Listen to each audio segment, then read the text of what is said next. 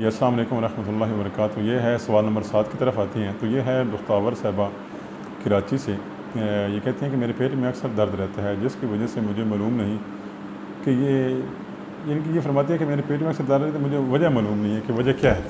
तो मेरी बहन इसकी मुख्तलिफ़ वजूहात हो सकती हैं। मेरी वजह यह है कि ग़िज़ा का सही तरीके से हज़म न होना। जिस तरह मेरी आप पहले वीडियो देखें उसमें मैंने ये अर्ज़ किया था कि मैदे की ना मुख्तलिफ़ कैफ़ियत होती हैं, मुख्तलिफ़ हालतें होती हैं और मुख्तलिफ़ इसकी क़ुव्वतें होती हैं।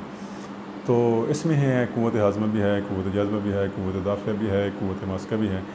तो अब अगर दर्द होता है और रोटी हज़म नहीं होती तो साफ़ ज़ाहिर है कि आपकी क़ुव्वत हाज़मा जो है वो ख़राब है।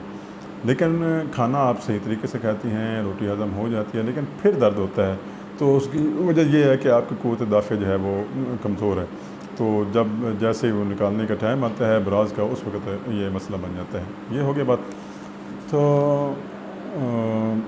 ये आप चेक करें कि अगर आपकी क़ुव्वत हाज़मा की कमी है तो आप कोशिश करें कि ज़ूद हज़म ग़िज़ा इस्तेमाल करें। जैसे है कि पराठे वगैरह आप इस्तेमाल न करें, कोई भी चीज़ आप इस तरह की इस्तेमाल न करें कि जिसकी वजह से आप भारापन पैदा हो, कोई शकील चीज़ इस्तेमाल न करें। अगर ये क़ुव्वत हाज़मा की कमी से आपको महसूस हो कि मेरे सही तरीके से हज़म नहीं होती तब दर्द होता है, लेकिन हज़म हो जाती है। दूसरा ऑप्शन आता है कि नहीं हज़म हो जाती है लेकिन फिर थोड़ी सी ना अंदर रुक जाता है ये खाना, ये क़ुव्वत दाफ़िया की कमी है। उसकी वजह से मैं आपको बता देता हूँ कि आप पानी का ज़्यादा इस्तेमाल करें।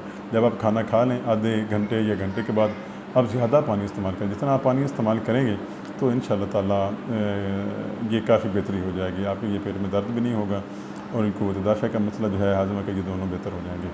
तो ये थी बख्तावर साहिबा कराची से, उनकी ये मसला था।